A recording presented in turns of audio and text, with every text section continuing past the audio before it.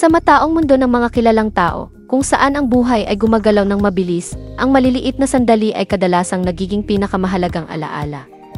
Isang ganoong sandali ang nakunan kamakailan kasama si Baby Mochi, ang kaibig-ibig na anak ng mga sikat na personalidad sa telebisyon na sina Pauline Luna at Vic Soto. Ang kasiyasyang sandali ng pamilya na ito ay hindi lamang nagpapakita ng init ng pag-ibig ng pamilya, ngunit binibigyang diin din ang kahalagahan ng pakikinig at pagkatuto mula sa mga nakapaligid sa atin. Kamakailan, isang heartwarming video ang lumabas sa social media kung saan si Baby Mochi ay matamang nakikinig sa kanyang mga magulang na sina Pauline at Vic, habang nakikipag-usap sila sa mga kaibigan. Ang eksena ay walang kulang sa kaibig-ibig.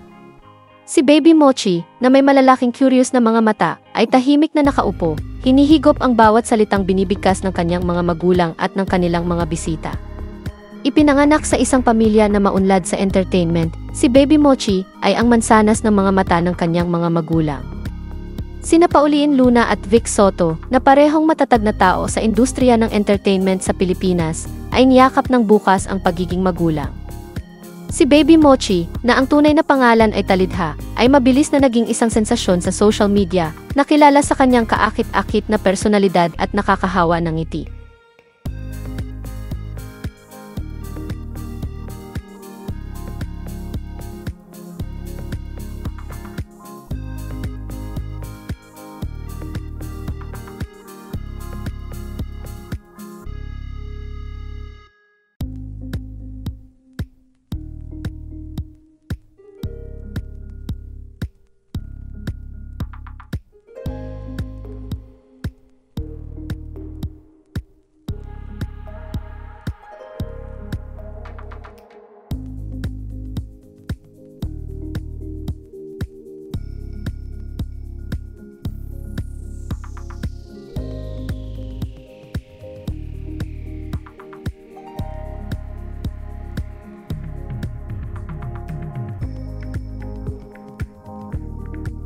At saka love language.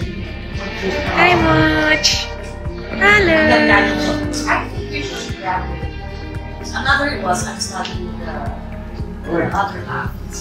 Like first, second is yung digital program, which I think I did one that. Mommy, I'll finish this coloring tomorrow. No, anak. Hi, Mochila! Are you busy? Busy morning. Busy morning. Just give